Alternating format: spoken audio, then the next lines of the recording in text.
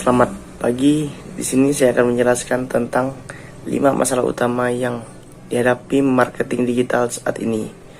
Yang pertama ada menentukan role atau return of investment. Yang kedua, bekerja dengan vendor dan biro iklan. Ketiga, mengembangkan kata yang tepat. 4, mengatur anggaran. Dan yang kelima, kecepatan dan agility. Yang pertama, menentukan role.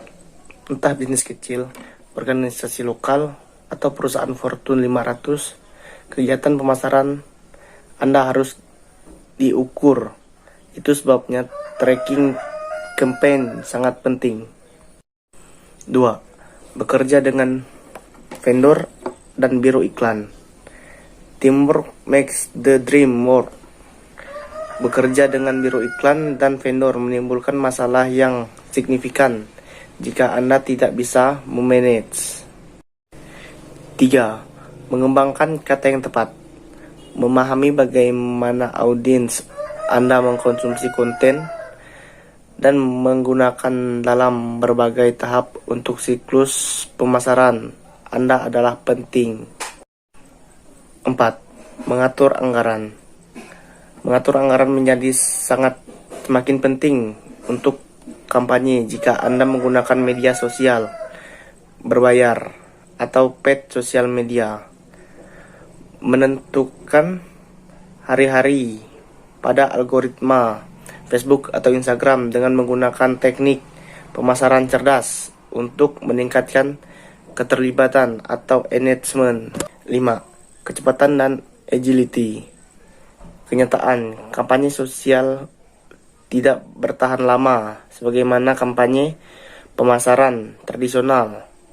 Berarti tren media sosial berumur pendek. Salah satunya untuk meningkatkan jangkauan pemasaran adalah dengan dukungan-dukungan pada tren sosial saat ini seperti meme, selfie, dan tantangan sosial.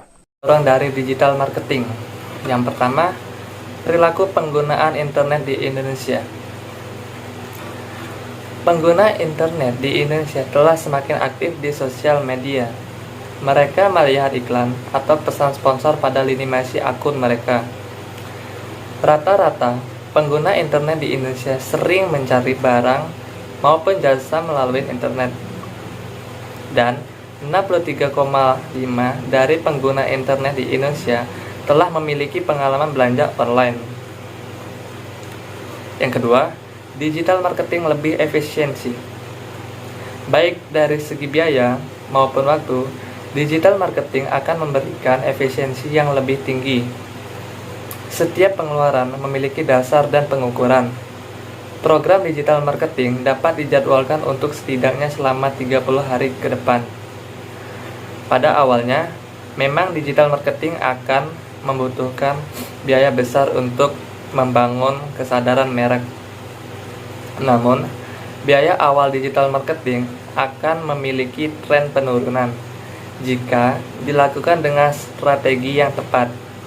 Digital marketing lebih memungkinkan konversi penjualan dengan sebuah tombol beli sekarang atau daftar sekarang. Maka, perusahaan Anda mendapatkan order sebagai dampak langsung dari aktivitas digital marketing. Saya akan menjelaskan pengaruh digital marketing pada kehidupan masyarakat. Digital marketing pada kehidupan masyarakat saat ini sangat berpengaruh. Pengaruhnya yaitu pada dampak positif dan dampak negatif. Kita akan membahas mengenai dampak positif dan dampak negatif digital marketing pada digital marketing. Yang pertama yaitu dampak positif digital marketing. Untuk dampak positif yang pertama yaitu kecepatan penyebaran. Strategi pemasaran dengan menggunakan media digital dapat dilakukan dengan sangat cepat, bahkan dalam hitungan detik. Selain itu, digital marketing juga dapat diukur secara real time dan tepat. Yang kedua yaitu kemudahan evaluasi. Dengan menggunakan media online, hasil dari kegiatan pemasaran dapat langsung kita ketahui. informasi seperti berapa lama produk kita ditonton, berapa banyak orang yang melihat produk kita, dan berapa persen konversi penjualan dari setiap iklan dan sebagainya. Yang ketiga yaitu jangkauan yang lebih luas. Kita dapat menyebarkan brand atau produk ke seluruh dunia hanya dengan beberapa langkah yang mudah, yaitu dengan menggunakan internet. Yang keempat yaitu murah dan efektif. Dibandingkan dengan pemasaran tradisional yang secara langsung, yang bertemu dengan pembeli secara langsung, tentu saja digital marketing secara online jauh lebih murah dan efektif.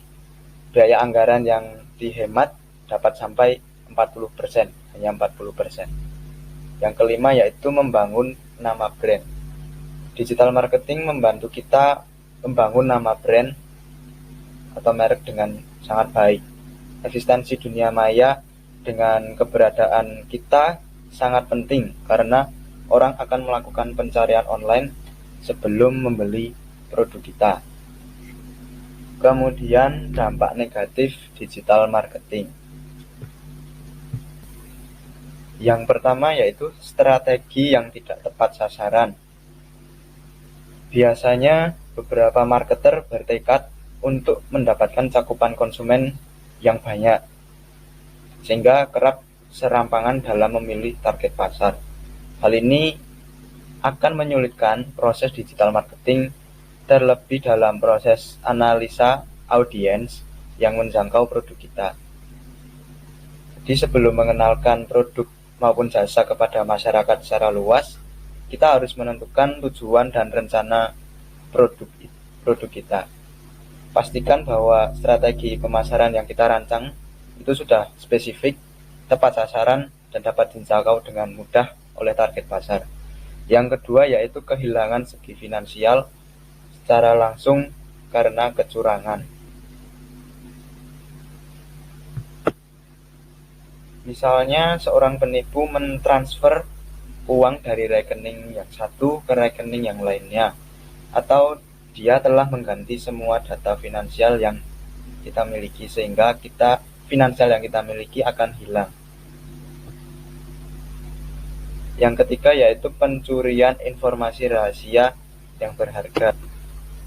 Gangguan yang timbul bisa menyingkap semua informasi rahasia tersebut kepada pihak-pihak yang tidak berhak dan dapat mengakibatkan kerugian yang besar bagi si korban, bagi kita contohnya. Kemudian yang keempat yaitu kehilangan kesempatan bisnis karena gangguan pelayanan. Gangguan pelayanan di sini yang dimaksud adalah pelayanan jaringan. Penggunaan kesalahan ini bersifat kesalahan non-teknis seperti aliran listrik yang tiba-tiba padam dan jaringan internet yang sinyalnya tiba-tiba hilang atau down. Yang kelima yaitu kehilangan kepercayaan dari konsumen. Ini karena berbagai macam faktor seperti usaha yang dilakukan dengan sengaja oleh pihak lain yang berusaha menjatuhkan reputasi perusahaan kita. Seperti itu. Memanfaatkan digital marketing. Caranya adalah, yang pertama, kampanye marketing berbasis email atau email marketing. Apapun jenis bisnisnya, marketing berbasis email atau email marketing wajib dicoba untuk setiap pemilik bisnis. Yang kedua, membangun website yang user-friendly atau ramah pengunjung. Website dengan loading speed yang cepat, penuh dengan konten yang informatif, dan mudah diakses adalah hal wajib. Apalagi kalau websitemu berbasis e-commerce atau toko online. Yang ketiga, iklan pay per click.